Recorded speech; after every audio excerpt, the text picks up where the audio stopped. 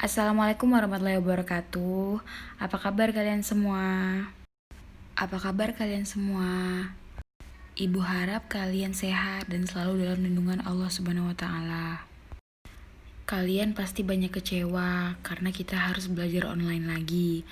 Tapi kebijakan ini diambil demi kemaslahatan bersama. Jangan lupa sholat dan selalu berdoa agar penyebaran virus corona ini segera selesai dan kita segera bertemu. Amin, amin ya robbal alamin. Materi kita pada pertemuan pertama ini ialah konflik sosial. Sebelum memulai pembelajaran hari ini, marilah kita berdoa terlebih dahulu. Pause dulu videonya sebelum berdoa ya. Berdoa, mulai. Berdoa, mulai. Berdoa, selesai. Yang pertama, pengertian konflik sosial. Pengertian konflik sosial secara bahasa. Istilah konflik secara etimologis berasal dari bahasa Latin, con, yang berarti bersama, dan vigere yang berarti benturan atau tabrakan. Biasa juga dikenal dengan pengertian saling memukul. Dengan demikian, konflik dalam kehidupan sosial berarti benturan kepentingan, keinginan, pendapat, dan lain-lain yang paling tidak melibatkan dua pihak atau lebih. Menurut para ahli, yang pertama, Surjono Sukanto, konflik adalah proses sosial di mana seseorang atau kelompok berusaha untuk memenuhi tujuan dengan jalan menantang pihak lawan yang disertai dengan ancaman dan atau kekerasan.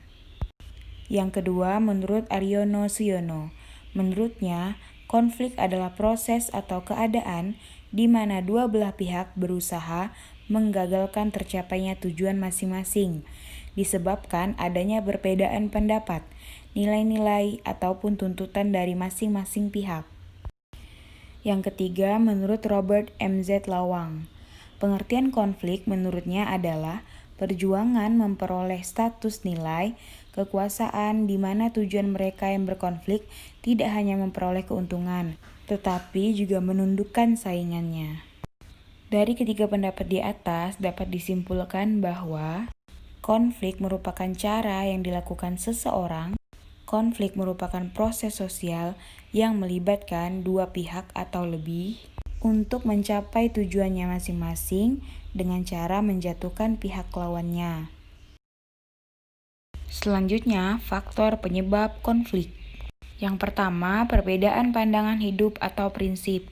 Perbedaan pandangan hidup atau prinsip akan berkembang menjadi konflik apabila kedua pihak berusaha memaksakan kehendaknya masing-masing. Contohnya mengenai pandangan hidup berupa agama. Apabila tidak diiringi dengan toleransi, kehidupan masyarakat Indonesia akan penuh dengan konflik. Yang kedua, perselisihan paham. Manusia sejatinya adalah makhluk sosial. Ia butuh hidup dengan orang lain. Tapi manusia seringkali lupa bahwa caranya memandang sesuatu dengan cara orang lain memandang sesuatu bisa saja berbeda. Yang perlu diingat adalah kita harus memaklumi dan menerima perbedaan tersebut. Contoh, ada seorang anak yang gemar belajar sambil mendengarkan musik, dan ada yang gemar belajar dalam keadaan tenang. Dengan adanya perbedaan tersebut bukan berarti mereka harus bertengkar.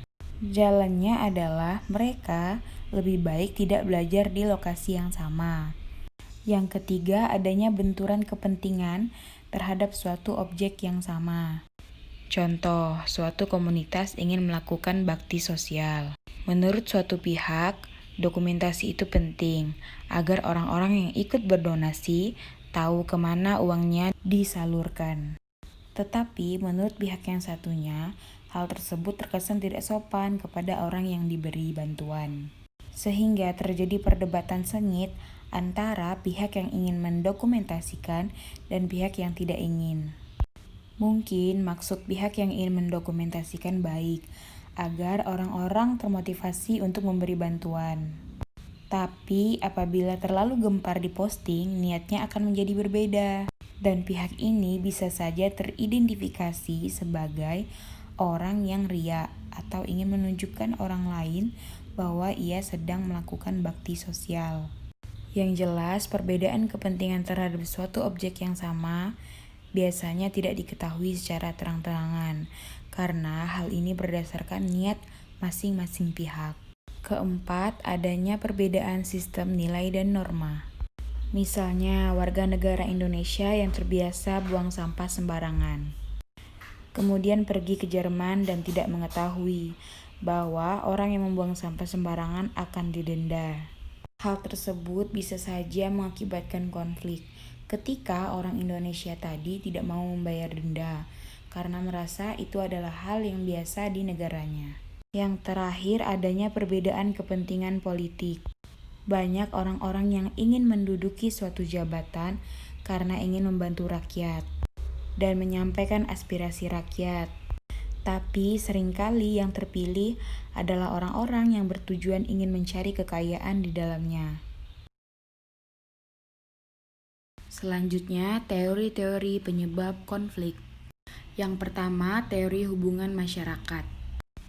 Dalam teori ini, konflik disebabkan oleh polarisasi yang terus terjadi dan gesekan yang mengakibatkan ketidakpercayaan yang berbeda dalam suatu masyarakat. Misalnya, banyak masyarakat yang sudah tidak percaya dengan pemerintah Indonesia, tapi juga masih ada orang-orang yang percaya, dan hal tersebut dapat memicu perselisihan antar masyarakat. Selanjutnya, teori negosiasi hidup. Teori ini mengatakan bahwa konflik terjadi karena prinsip tidak diakomodir dan gagalnya kepentingan. Contohnya sama seperti hal bakti sosial di depan yang Ibu jelaskan tadi. Ada tawar-menawar yang pasti akan terjadi antara orang yang ingin mendokumentasikan ketika beramal dengan orang yang merasa itu tidak perlu. Selanjutnya, teori kebutuhan manusia. Teori ini mengatakan bahwa konflik terjadi karena kebutuhan dasar individu seperti mental dan sosial tidak terpenuhi atau dihalangi.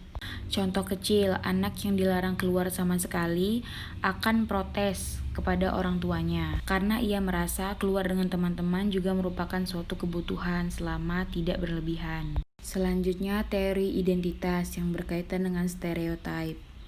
Teori ini berasumsi bahwa konflik disebabkan oleh latar belakang di masa lalu seperti gender, ras, serta masalah terdahulu. Misalnya masalah yang melibatkan dua suku yang saat ini masih terlihat sentimental. Yang kelima, teori kesalahpahaman antar budaya. Perbedaan budaya, terutama bahasa, yang seringkali mengakibatkan kesalahpahaman antar orang yang saling berhubungan. Yang keenam, teori transformasi konflik. Menurut teori ini, konflik disebabkan oleh masalah-masalah ketidaksetaraan dan ketidakadilan yang muncul sebagai masalah sosial. Contohnya, zaman dulu perempuan dilarang sekolah. Kemudian setelah saat ini perempuan sudah boleh bersekolah, timbul pula pertanyaan-pertanyaan, apakah perempuan harus bekerja? Hal itu membuktikan bahwa seiring berjalannya waktu konflik tetap ada, meskipun berbeda konteksnya.